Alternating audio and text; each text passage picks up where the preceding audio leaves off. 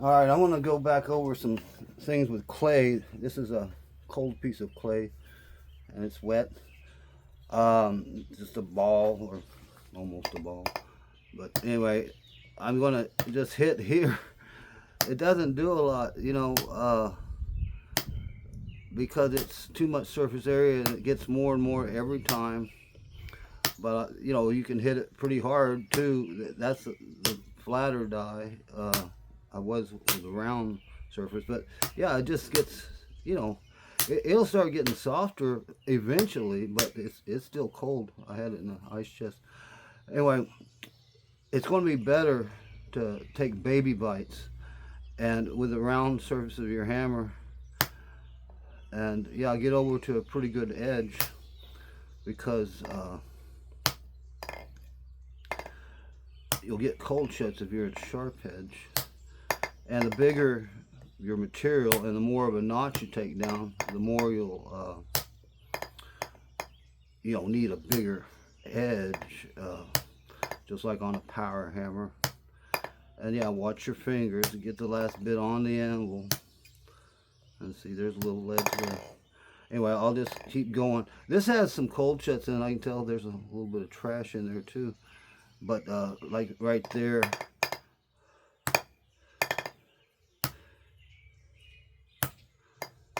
but yeah, it's starting to get softer for sure.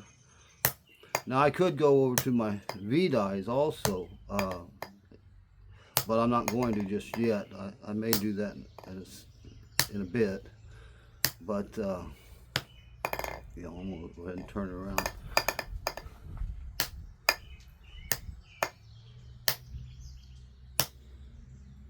This is a plastic hammer here.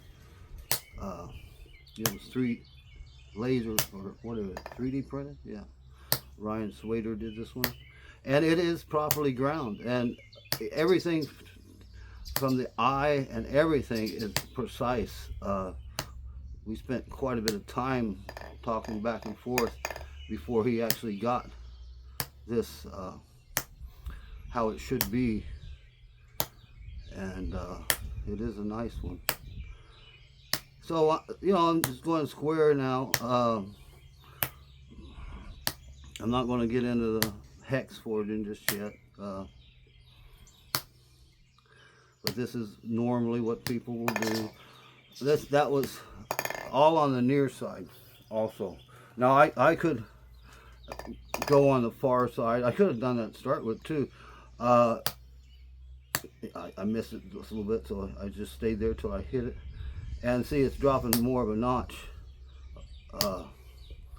It's also getting softer, So I don't want to go too small with this just yet. But you want to try and control your forging, and I am hitting at an angle and holding at an angle here at the last bit on the anvil. Oh, don't get it dirty. I had to clean off my anvil. Anyway, that's the far side. Here's the near side again. The near side tends to bars. The far side tends to tapers. But you'll find out once you start doing complex, instead of just the end, which is what I'm doing now, when you get in the middle of the material and isolate, you can do tapers or bars on either side of the anvil, just depending on what you're doing.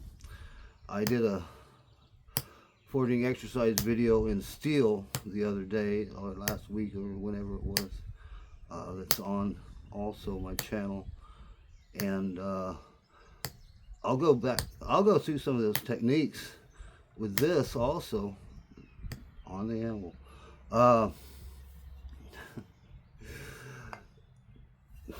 I'll break it down to that size there, and that went a little bit far.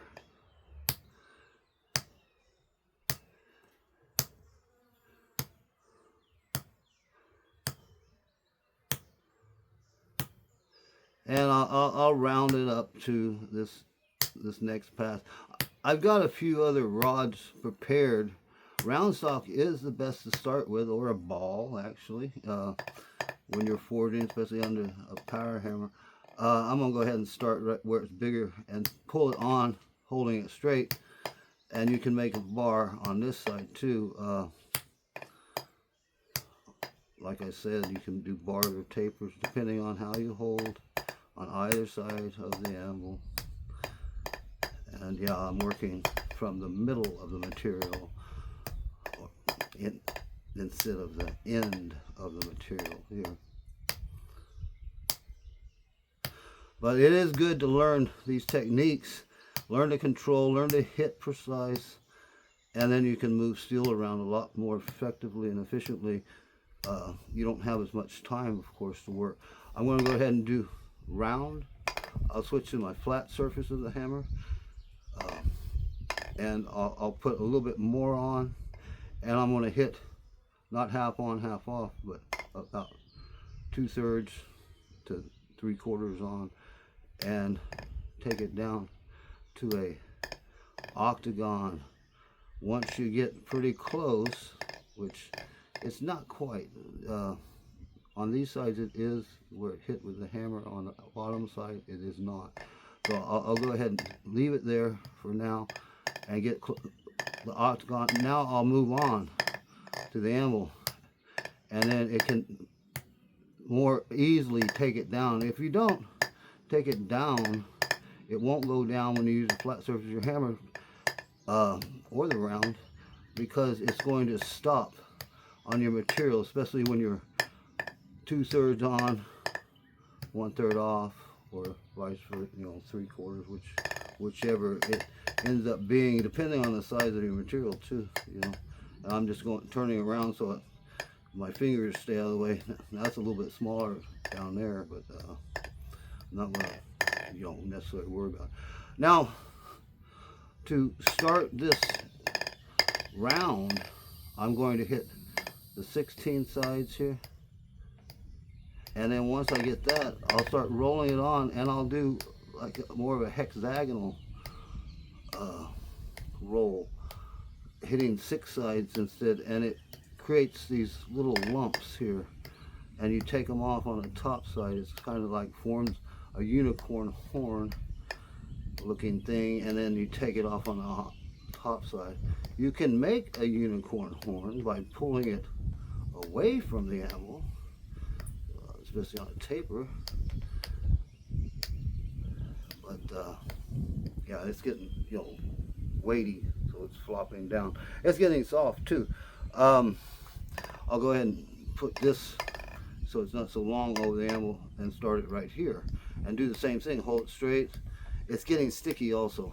So what you should do when it gets sticky is just put it in some water. I got some water right over here, and that'll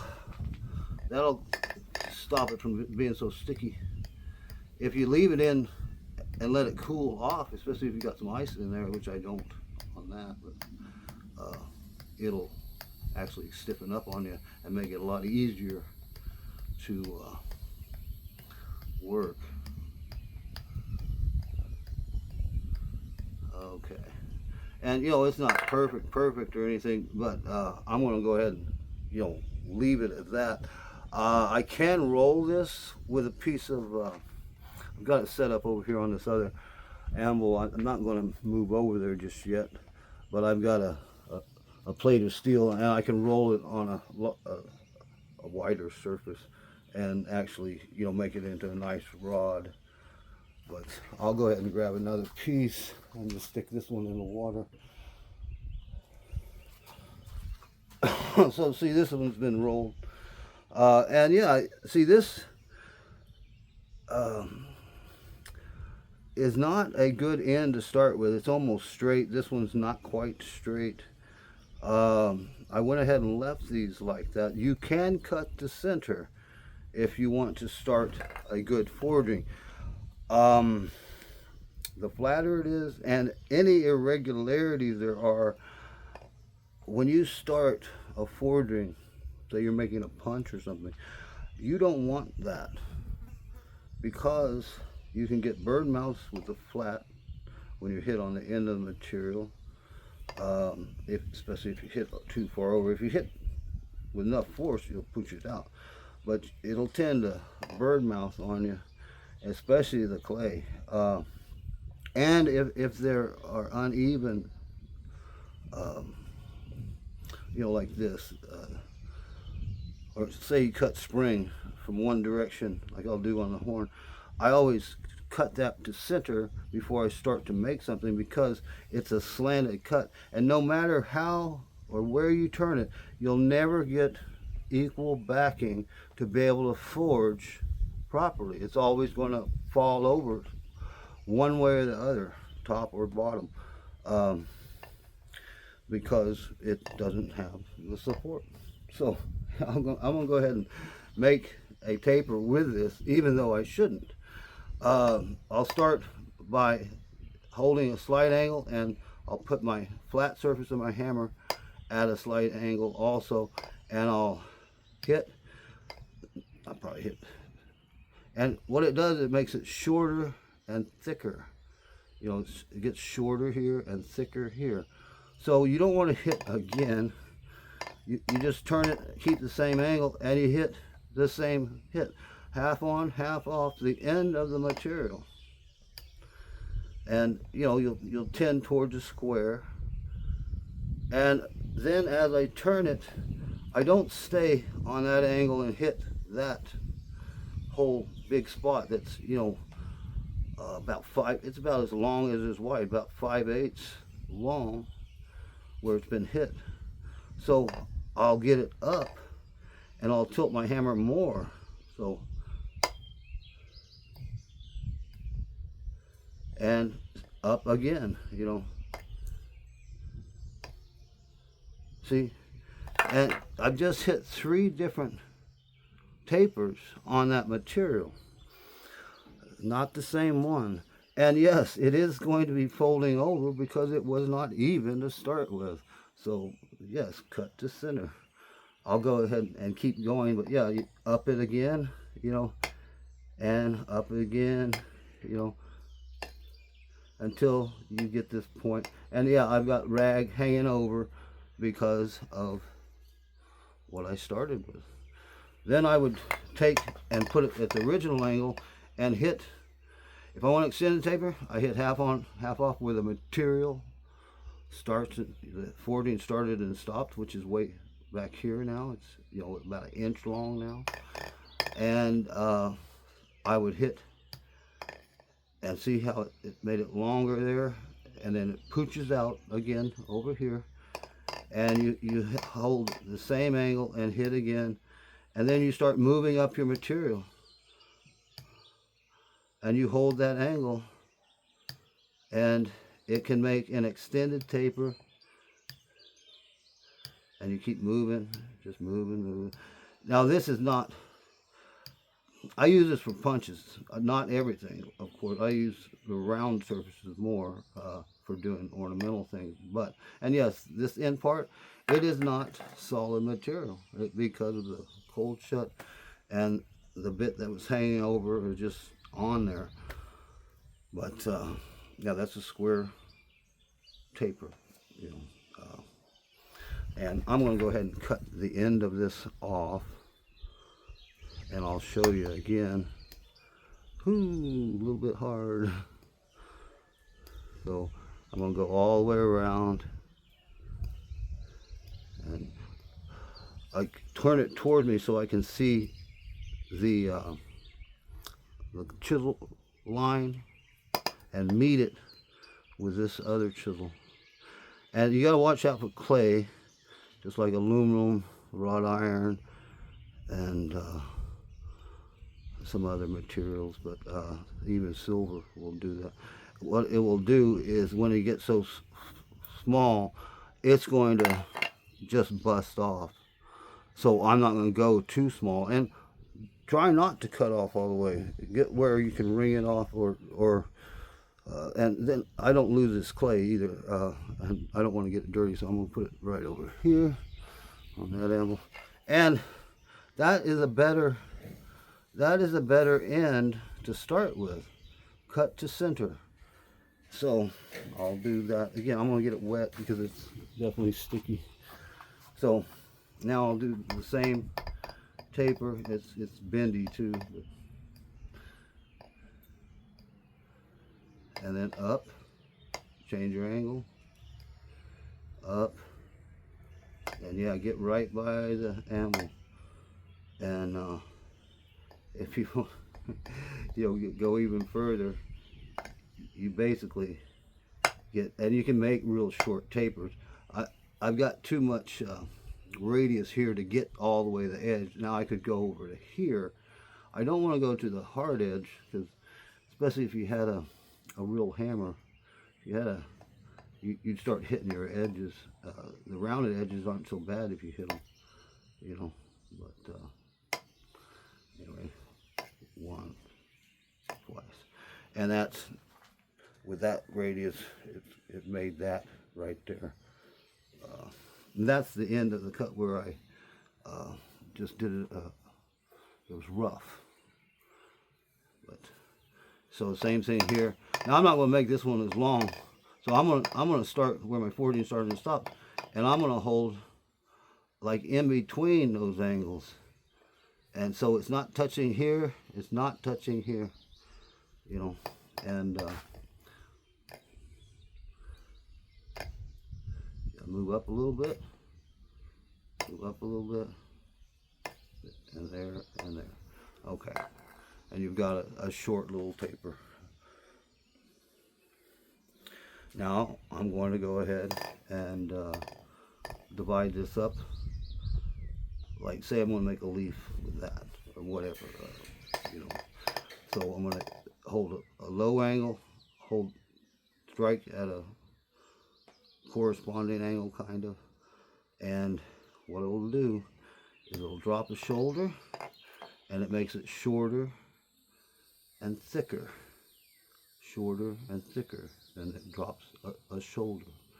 Then I'll turn it 90 degrees and hold the same angle and drop, and it makes it shorter and thicker. And you'll notice it, I don't know if you can see that or not, but it bulges out. The material actually bulges out when struck properly and stuff. So you just do what I call a two-sided taper. You go back and forth, and you hit, and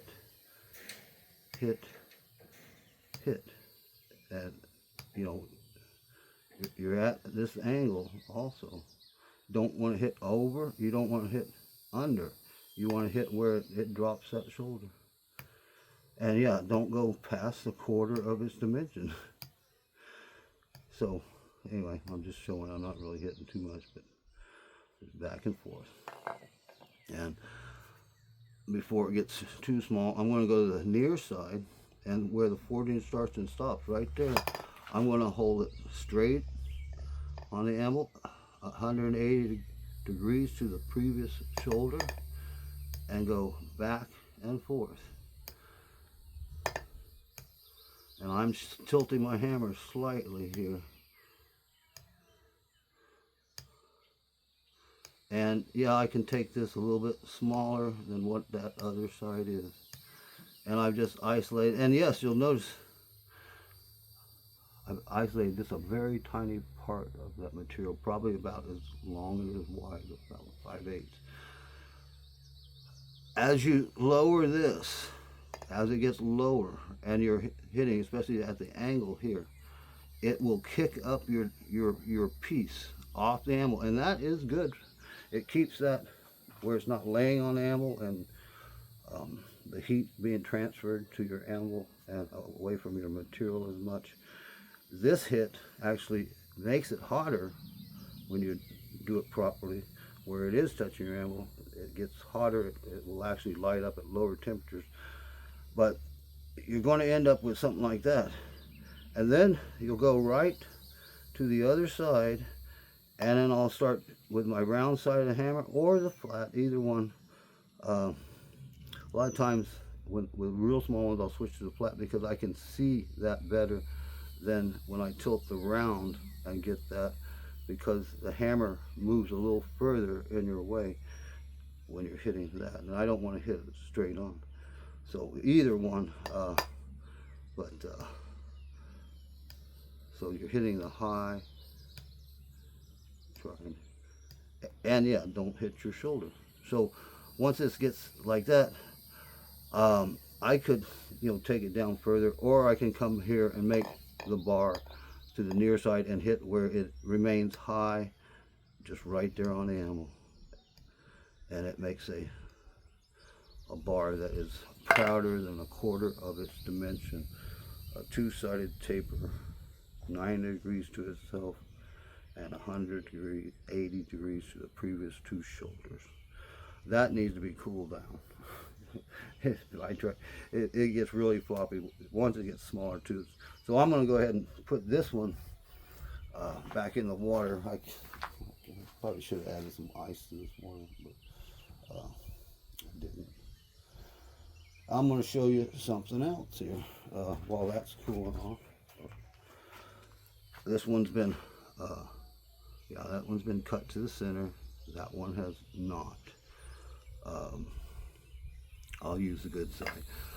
If I want to make a rectangular bar, which I do, I encourage people to start with round stock on just about everything because there's less surface area contact with the anvil and your hammer, especially from the initial blow. And I'll make rectangular stock, so I'm going to put just a little bit on the anvil and hit with the round surface with the hammer, half on, half off, and then turn it 180, back and forth, back and forth.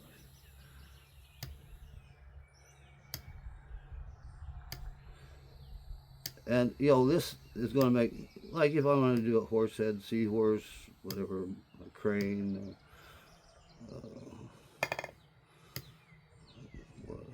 any dragons, whatever. So I'm making a bar, and I usually, on a lot of them, I'll start with a 1-to-3 proportion. So that's about 3/4 by 5/16. If I go further, and a lot of times I will, because you're going to have a lumpy forging with the round surface, so you switch to the flat, get a little bit more on the anvil, and again 2/3 or 3/4 on, and your hammer will stop on your material, and you turn it over, and you gotta be careful with the clay, but you'll actually plane it all out to the same dimension, and your hammer stops on your material because there's too much surface area contact. It's just acting on that little bit and taking it just a little bit down. You won't be taking it a lot down. At this transition, I would usually leave it a lead in, thicker, whatever. If you wanted it all like that, yeah, go ahead and hit it. But you see it's getting floppy again, so I'm going to put this in the water again. And I'll pull the other one out. And I'm going to take it a little bit further. I'll get it where it can go across my anvil. Now, once you're at this stage with a two-sided taper, you can hold this straight. It's best to, instead of going like this, that would be too aggressive. And you go too small, too fast, real quick. But you hold it here, and you hit one side, the other side, and it starts to get smaller right away, and it makes a two-sided taper. And you'll notice what happens too with these, when you do tapers, is one side is going to be straight with your anvil, or straighter, and the other side is going to be tapered. This is the tapered side, and this is the straight side where you hold it. So it's not a four-sided taper at all. So what I can do, once I've taken that down a notch, and it's like a quarter or just a hair under a quarter its dimension now, I can either get here with the round or the flat. Either one. Now it's getting twisty because it's needing to put water on it. But you don't want to hit your shoulder, so don't go too close. And that's probably close enough. I want to put some water on it. So, and yeah, hit the high right here. If you hit here and leave the high there, it'll start trying to bow up on you again, which is fine at times, the initial one, and then come right to the end, half on, half off here, and I'm going to take it down a little bit further, smoother. Okay, and then I can move up into this, just like this.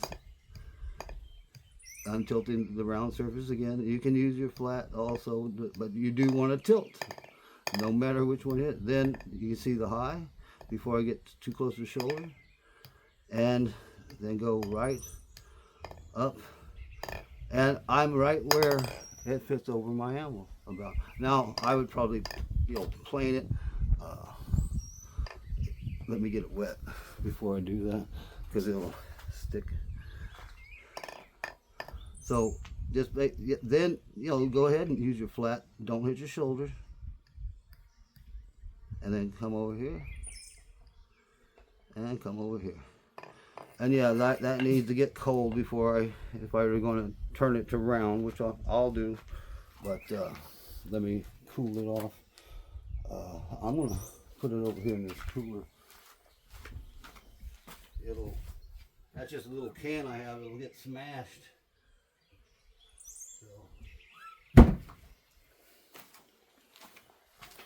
Okay, and here's the other one. I'll go ahead and make a horse.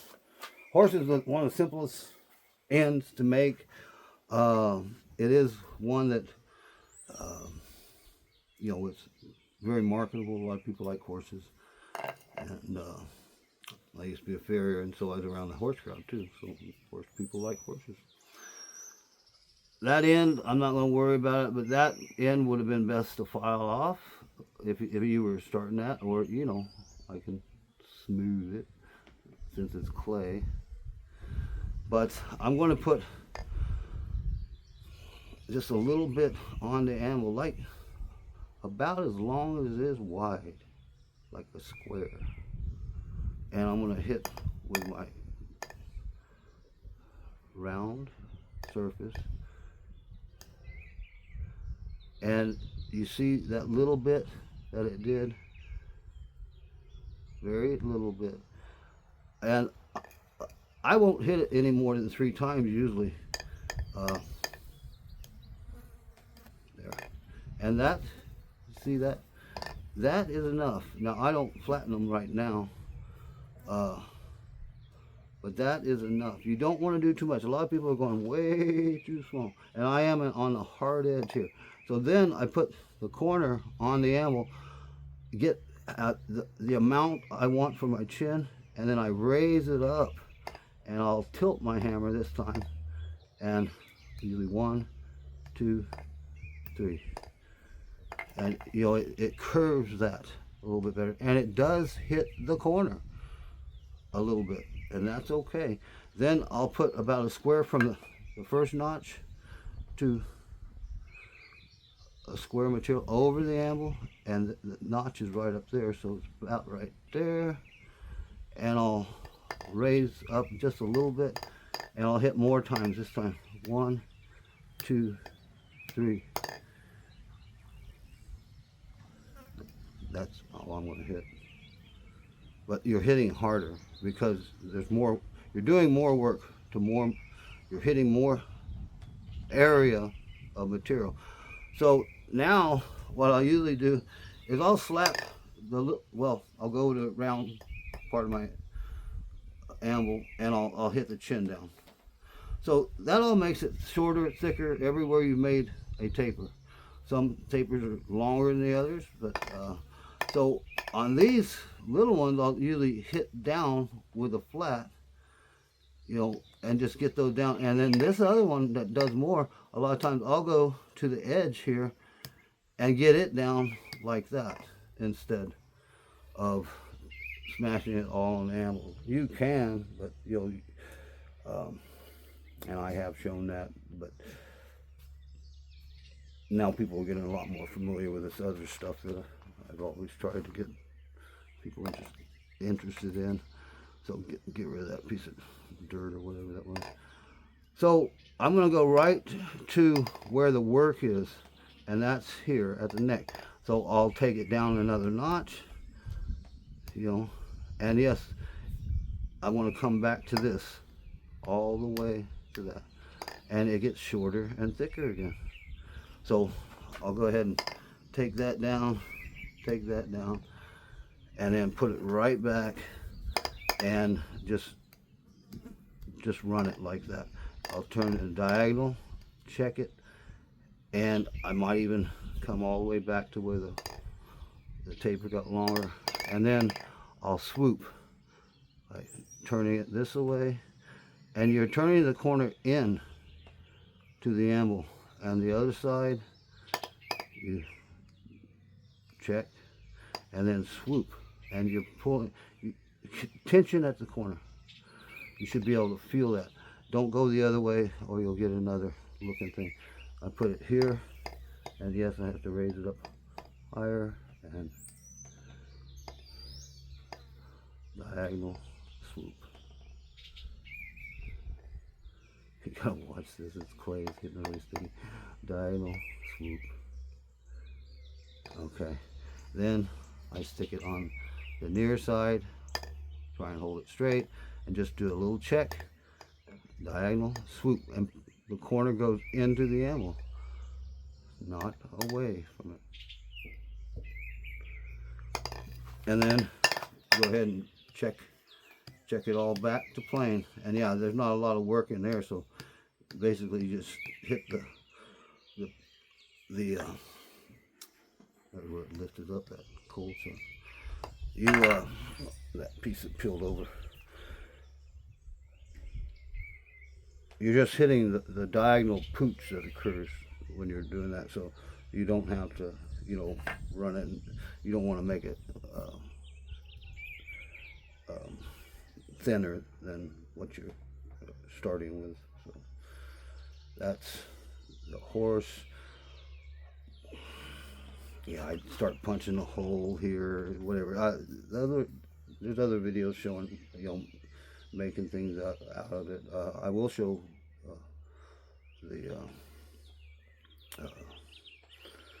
the tooling for the horse.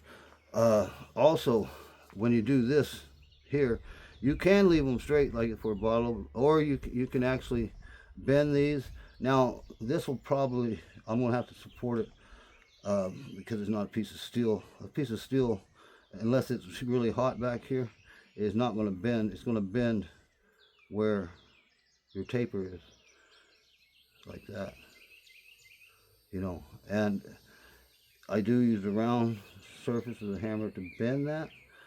If you have to do a lot, you can cool the nose off. I don't usually do that. I just watch how I hit the nose. I don't want to hit the corner of the nose.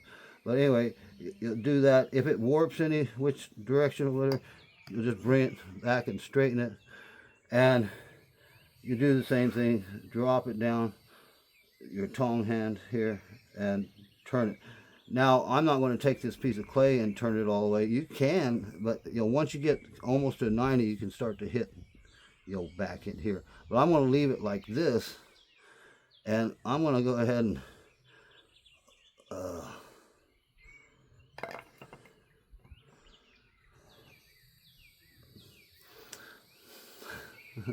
I mean, I could do another one on this other end and show you a different either different critter or a different type of horse I do that Alfred Hobbman had me do, where you don't check it back at all. You just leave it with a pooch that occurs, and that's pretty dramatic. But clay is not the best thing to do. I'll do that some other time. Anyway, I'll go ahead and just get rid of this.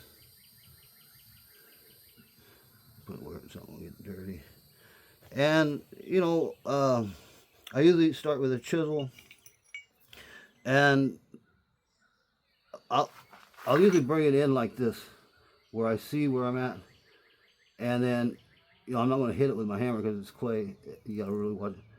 And I'll get that type of a feel on it, and then I just bring it up and about half on, half off. And if I don't watch it, it'll definitely. So I'm half on, half off as a chisel, and I hit a little bit, and I don't usually go that far back. As you see that line there, but that's basically here how I'll do it. This one, I'll stick here. I look at the throat latch right here, where the division of the metal is, and I'll put the end of my chisel about right in line with it, and I'll be hitting half on, half off. I make a mark. You see that? I don't usually look at it, but and then I'll tilt it slightly this way and just a little bit in there, and I don't want the line coming beyond the throat latch. So I'm gonna get it wet again because I want to show you you see the jaw. The jaw could be accented, and I'll do that by turning it over. I'll use a bob. This is a drift, but I use it also as a ball fuller, and I'll put it right at the jaw, and I'll mark it. Oops, better hold it. Let me get that wet. It's sticking to that. I'll mark it, see where it's at, and then if I need to change it or whatever, I'll tilt it whichever way. But anyway, I'll drive it, boom, look at it, and take it wherever. At the black heats on steel, I'll be just laying these things out. I won't, and I might wait for that for later too. It just depends if I'm pulling the main or whatever. But I would be taking that further, but it does accentuate the jaw quite a bit, and I'll go ahead and take it further since I'm doing this in clay. Silver, copper, you can also take that. I'm not going to punch a hole, but I'm going to use a regular straight fuller to make a chest, and I'll like where the forging starts and stops. This is original material that I created. The bottom is basically longer than the top here. It's right through here is original material, and I'll put this right by the true material right at the edge, and I'll mark it. And this is the curved one. Not all mine are this curved at all. None of them are straight. And then take it however far, and that gives you the start or a hint of a chest. Then I'll take my fuller. I'll go ahead and use the same fuller, and I'm going to put it right at that. I'll feel I'm not going to do it with the clay, but I'm going to feel the lip when it's steel or other metals, and then I'll turn it up straight, and then give it a little tap, just like that, and that gets you where it just gives you a hint of the ear, and yeah, you don't hit this part. So then I'll mark right near there, about at the angle of the chisel line, and I'll make a mark, come down further, don't crowd them too much, make a mark, and I'm almost half on, half off, but I'm a little bit further on, and You can also change the angle as you go down a little bit. But see, and that's about as many as I went a little bit further. But you can change the angle slightly also. I'm gonna get this wet also so it doesn't stick. And then I'll come back and I'll go ahead and go a little further, a little further, a little further. And yeah, this one not so far because I went too far. Okay, now I'm gonna get this wet because it'll stick to that anvil. And what happens when you do this fullering is you're going to get this more of a curve, and it looks very nice. You know, it really works good for handled tools and also bottle openers and things like that. So I don't always curl, but I can go further. Do you see that move? You see, it moves a little bit. See? And see. So it's doing a slight, nice, pleasing clear when you're going in. Now I'll hit like half on, half off the edge right here, and that will scallop the fullering a little bit more. I'm having to get where I see. You gotta watch this clay. And you can get this stuff cold again anytime you want, but it really starts to scallop on the other side quite a bit, you know. And just I don't go where it's sharp though, you know. Sometimes I'll leave it where it's got two different marks because I went from here then to there. Sometimes I'll run it where it doesn't, where it blends it in like that. See, I'll be hitting boom, boom, boom, boom, boom, boom, boom, and you basically are chasing it. But I'm just going to slide it with the clay and do that one just a little bit more. Okay. Then the last thing I do is the eyes and the nose. The eye and nose are both chisels. Like this is a swedge or ball swedge inside, and it's got a chisel grind right here, and then two small, they're not quite flat, but it's like a flat.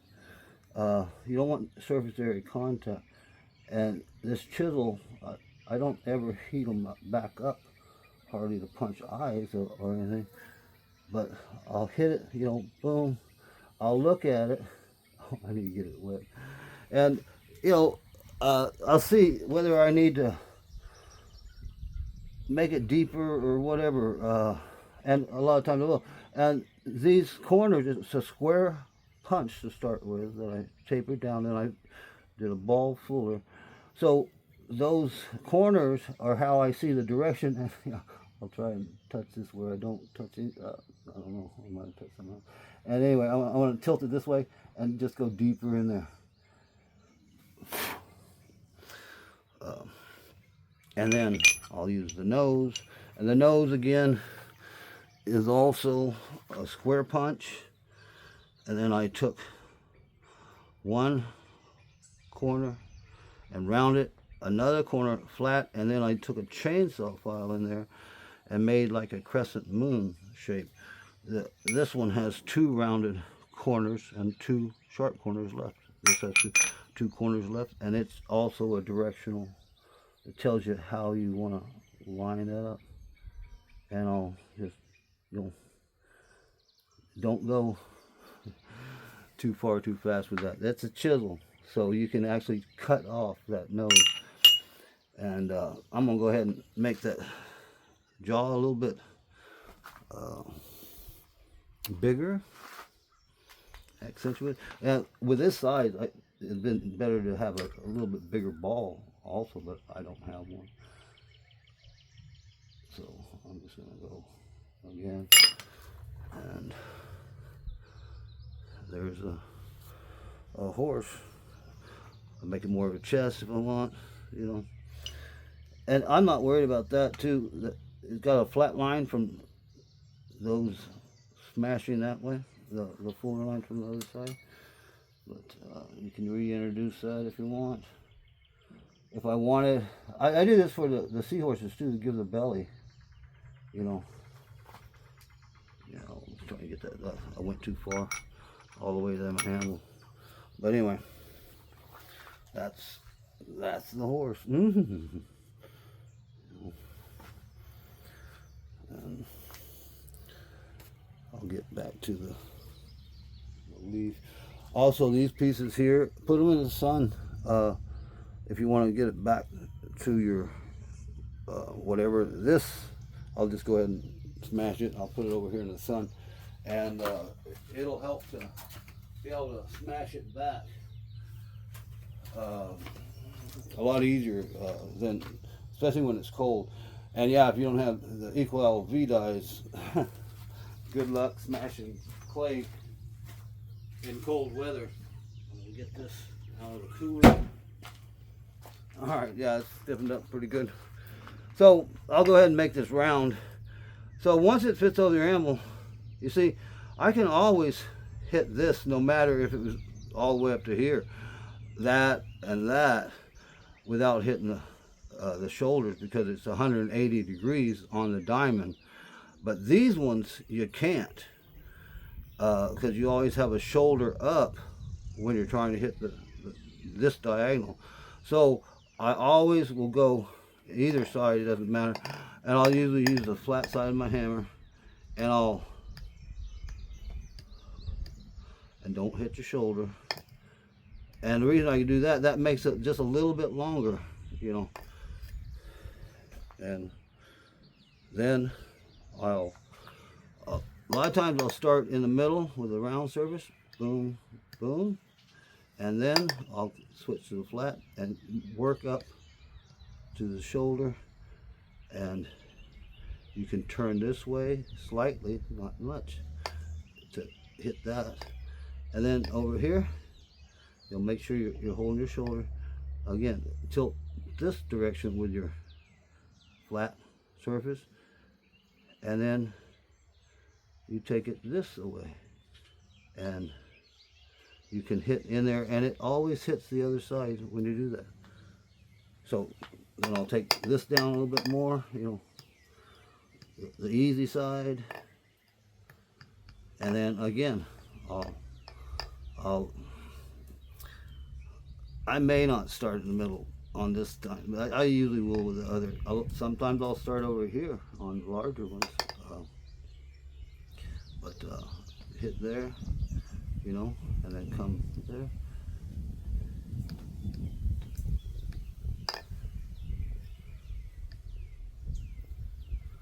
And yeah, I gotta check this back because it got a little. And then I just basically just do a rough round, I call it. Just go all the way around, and you move up into, you know, whichever side. And yeah, usually I'll have a taper for the leaf instead of a rod like that, but you just round it up. And then, you know, get another heat, and I'm gonna come down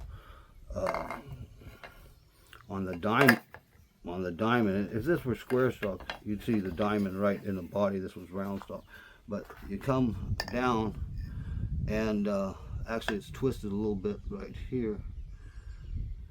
That's from the floppy stuff. And you want your shoulders even, you know. And this is just, it's just coming back down, but this will flop over to the flat. But I hit with a flat surface of my hammer a small spot, and it makes it shorter and thicker. And then I'll go move up and make a wedge taper, you know. And, you know, don't go smaller than your stem. And, you know, I don't usually try and make the end too pointy. I will be going a little bit further than this, you know, on a normal size piece, but it's like I say, it's a wedge. You see the end here. I want to go ahead and get rid of this, and I'll use the same fuller. And when you fuller these, I'll bring it a little bit more on here. I try and go in the middle, right here, stem. I look at there first, and then I make an impression. I look at it, and then, you know, I'll move up, and then I'm looking over to see the point. And I don't usually go over the point. You can, but I don't go over the point. And then I'll chase it back, you know, like that, and don't go too far. Then I'll mark. I'll use the shoulder as an indicator of the direction or the angle I want to hold it, and I'll place that middle of it right there, and I'll mark that. Need to cool it off. I mean, cool, get it wet. And I'll do the same thing to the other side.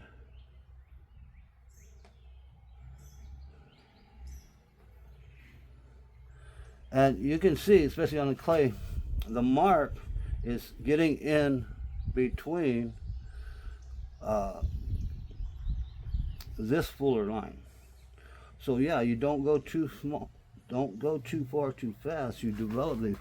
And then I change this angle of this from this to quite drastic, you know, like right in here. And I make a mark. And the same thing here. And then on this one, parallel to the previous fuller. Parallel. Straight up and down. That went a little bit too far over there. Anyway, I'll then, you know, come back here and take this down a little bit more. You see it get fuller. I think maybe that's what they call them, fullers. I don't know. Anyway, and then develop this. You know, more. Leave that one alone. More. Leave that one alone. And then yeah, come and get your thickness. And a lot of times I'm going to be coming in here and taking the corner right down further. It started drifting off this way, but it's clay. So more.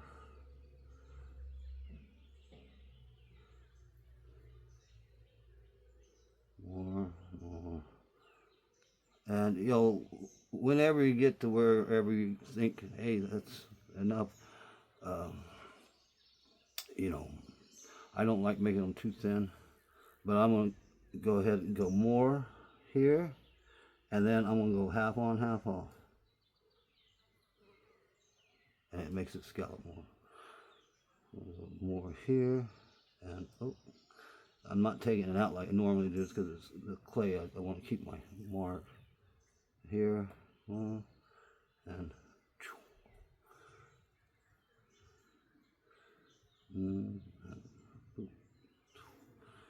I'll go ahead and do this one, and this one. Oh, don't be touching it. So get ready, and then I'll do one last run through here, and there's your leaf. Now this, because of the size, I've got some flat spots right there and there. That's not a big deal, but sometimes when I do have a bigger leaf than the fuller for this dimension, I'll come and do some little deals right there, you know, just minor, not go all the way down. And you know, it gives a little whatever different look to it.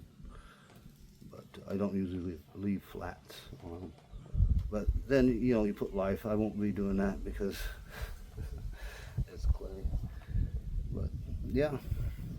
Now, the reason I started with clay, I'm going to show that now, is someone asked about I guess I called it Hobbman bend when I first came back from Europe and stuff, because Hobbman used that technique, and he pretty much reintroduced it to the world, the modern world. It's an old technique, though. I've seen it all over the place in way old stuff. It definitely predates what they call a hard 90, which came. Gerling, in his book, he talks about that. It came after copying casting designs, where they started casting first, copied forging, and then the forging started to copy casting, and that hard 90 was one of the things that is more modern because of that. So I'll put that away. I'm gonna grab another piece of clay. But yeah, the hard 90, the drawn out corner, what I call the Hobbman bend, is an ancient technique, and it's very efficient. Oh, yes, here's across me. So I'm gonna make a bend on this. Now, a lot of times, if I want a sharp bend, I'll use my vise. I'll take a heat, and I might cool off, you know, like mild steel, and leave a little area that's, you know, still hot, and then clamp my vise, you know, leave an area maybe, you know, as long as wide, and then clamp in my vise where it's cold, and this will be longer, or I have a tong, and I'll just bend it real suddenly, and that makes a nice tight bend without marking up with your jaws on the bend.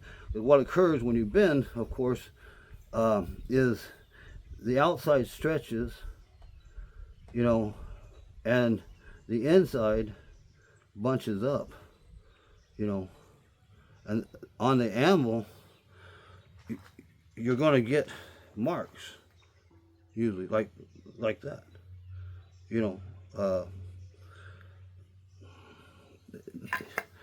It doesn't have to occur so much, but, you know, that's, if I'm holding this and trying to do this, you're going to get, well, just let's skip out, you're going to get marks. So I'm just going to go ahead and bend this to 90. Yeah, okay. So this is what you get. And yeah, it stretches the outside and makes the inside thicker. So you don't want to, when you have that, you don't want to hit this or this, like that. I was hitting, you know, or when you bend, you do this. If you hit this, because this is higher than that area right there, same thing with the other side, it can do nothing but taper in that direction, which is what you don't want.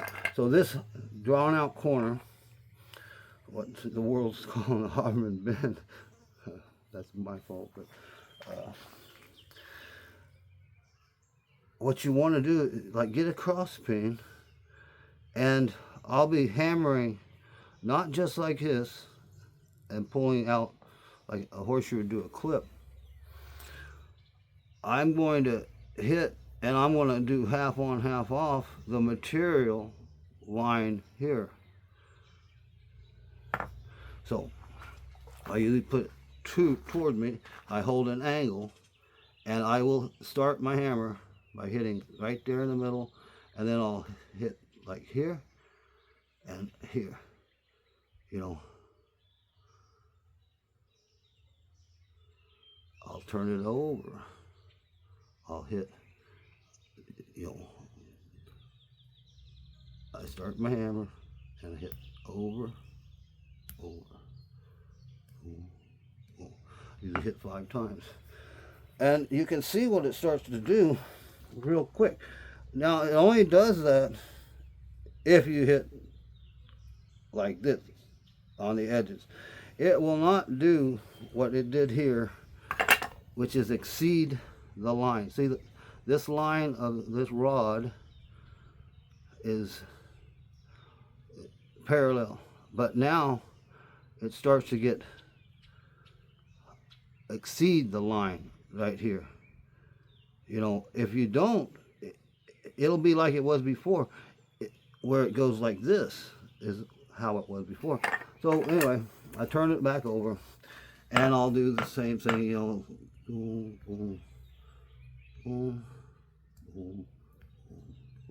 and just be coming down, you know, and it just did it a little bit more. Once you've exceeded the line, now you can make that a sharp edge or whatever, inside or out. And yeah, you can make your this sprung a lot more the clay than your steel would have done. But you can set your inside corners and your outside and your angles also. I think they were wanting the tongs. I did a aluminum tongs. I did these the other day. Also a smaller pair of my hammer tongs. And I've got a few other types of tongs, the ultimate tongs, and there's a couple others I've made, scrolling tongs with these bends. And yeah, it's moved the rivet down quite a bit. It opens up faster. But this is how I get those. And this was a taper right in here, but it gets wider here. And this was definitely a taper here, but it ends up being almost a bar in here, but actually a taper this direction and a taper that direction. And it allows you to set your inside, outside angles, lines, and corners. So yeah, if I wanted to leave that angle, you know, I can either, you know, start here or the other side. Most of the time I'm going to be starting like with the tongs on this side, but I'll take my flat, my hammer, and I just hit the high down. Do you see what's happening? And I'm going to like do it and blend that in to that rod, you know. So hit, and watch it. I'm not even looking at it, but it's close, not yet. But you see that change? And now look, I'm gonna do this, and you see my skip out over there, and you see how it's exceeded on the inside also, because it was bunched up. There's clay on there. And so I'll go ahead and hold that angle. I could change it. I could change that angle at this stage. And if you do want to change it, you do change it before you do your lines, you know. But I'm going to go ahead and do this line. And so you see it to start to set your inside and outside lines. And that's definitely not a bar. You can make it a bar if you wanted to, but you don't want to take it past the bar here, or the rod. And if you do start getting down lower than you want to go before you get there, or if you have gone there, you can always pull it back out, as long as you haven't pinched this too skinny. And I'll go ahead and do that just to show you.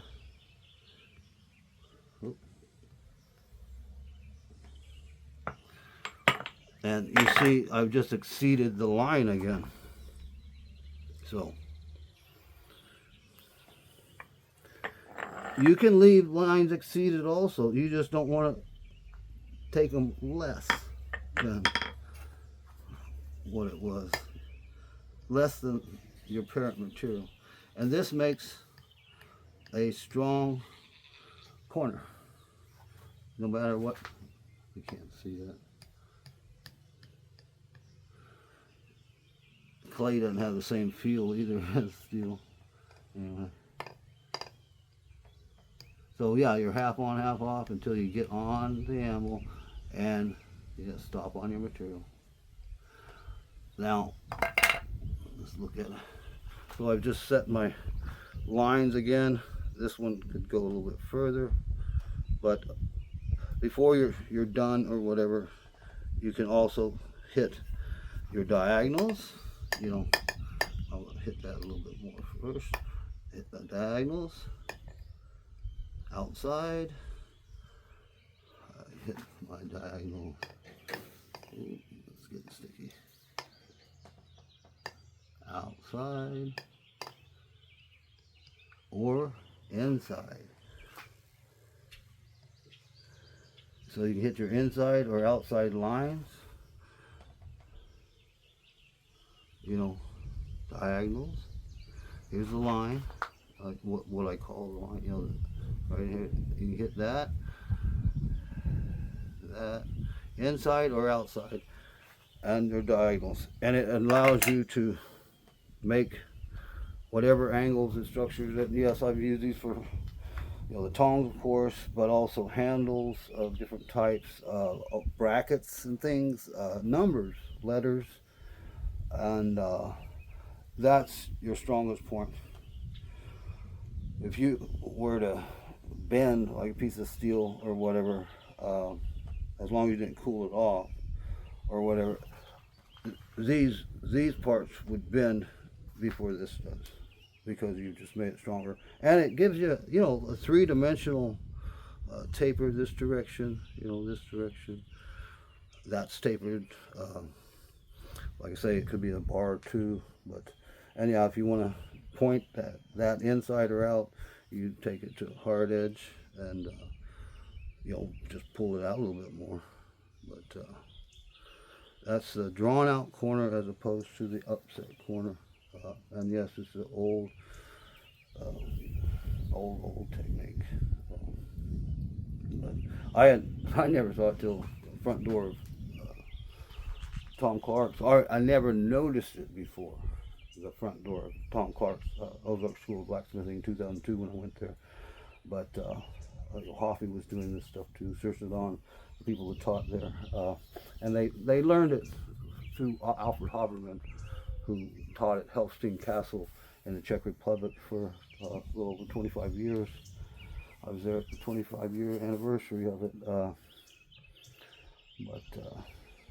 Yeah, it's a nice technique, and you can do many things. I'm going to be making these racks, and this is the one that stops my tools from falling off like it just fell.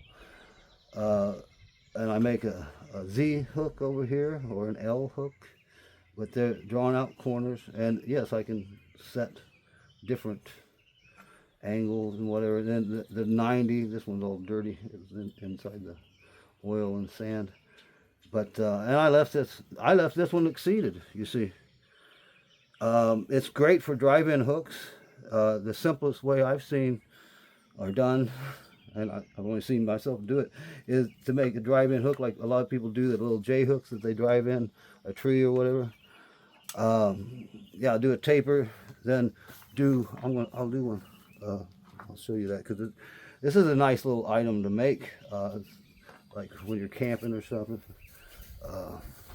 or let me get a piece out of here. So I'm just going to do a taper, as long as it's wide. I'm not going to do a big taper, but square taper. I do want a long taper though. And yes, square is best if you're going to be driving into a wall or a tree, any wood, because if you want to get it out, you can twist it, and the corners will break the wood. That's getting too floppy and too sticky. Anyway, you know what, let me get it wet again. That needs to be cold wood. So now I'm just going to planish it, you know. And yeah, that's a longer taper, of course, than what I did for the leaf. Okay, anyway, that's where it definitely went too far. But there's your drive-in part. I'm going to stick that piece of clay under there. I am conservative with my clay. I try to be. So I can make, if I want to, I can make that bend here. I wouldn't want to do it here. I could do it anywhere from where the forging starts and stops. You know, if I wanted more here, whatever. But I'll just do it where my forging starts and stops. And I'll, you know, I'm not going to worry about it smashing it so much. This part, you know, can raise up, of course. And again, you could have taken that to your vise and just left it out and then hammer, you know, with it holding the vise where you can hammer here. And yeah, the clay is springy where it tries to come back. But I'm going to a 90 here. And then I'll get my cross peen, and where it's got shorter and thicker here, you know, this thick part right here, that's where you're going to hit first, of course, the high. And that just unsprung me and hit the sides, you know.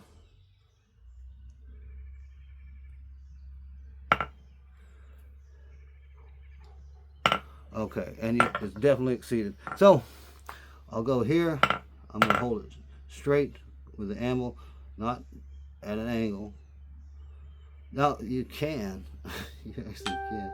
It won't matter, but I'll go ahead and hold it straight. And so I just set that line, and then this one, I'll hold this. I gotta miss that weld over there. And I'm gonna hit the high, you know, boom, boom, and then I'll move down in right there.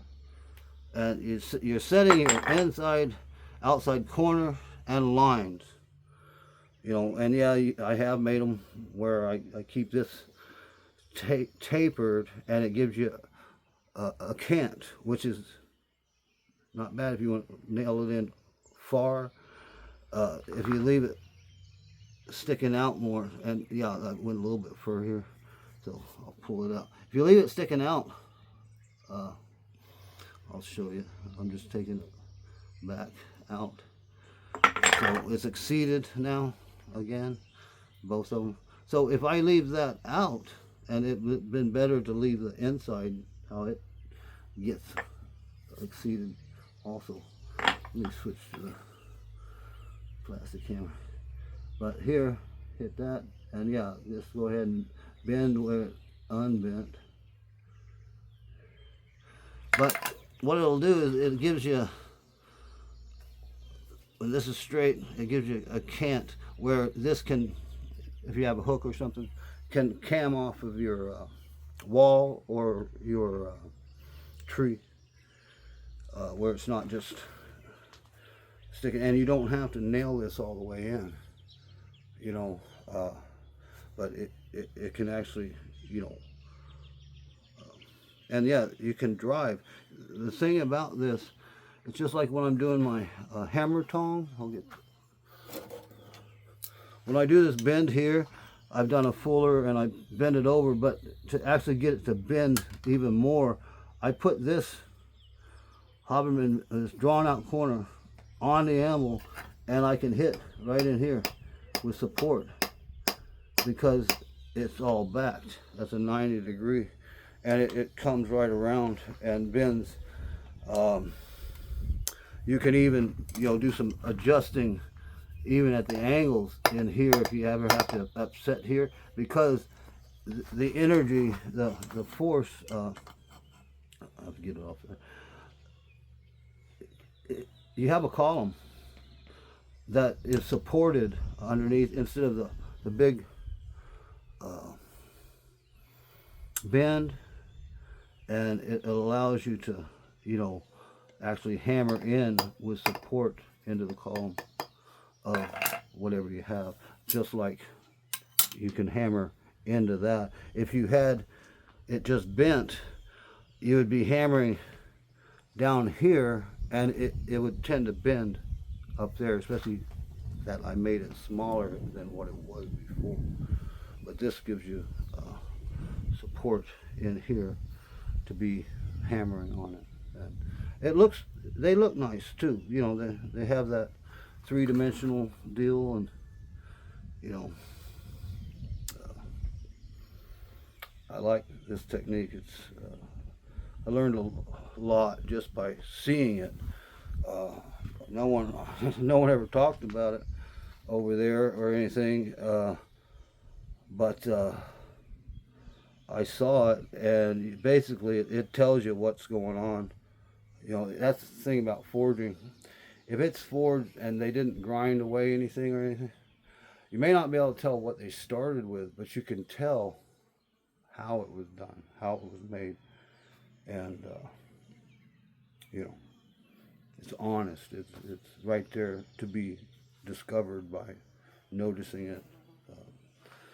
Where, you know, if it's done with other techniques and technologies or ground or whatever, who knows? It could have been 3D printed or whatever. But yeah, forging is definitely honest. See all the hammer marks. But yeah, ask some questions. You know, try stuff out, and let me know if you want to see anything else. Thank you.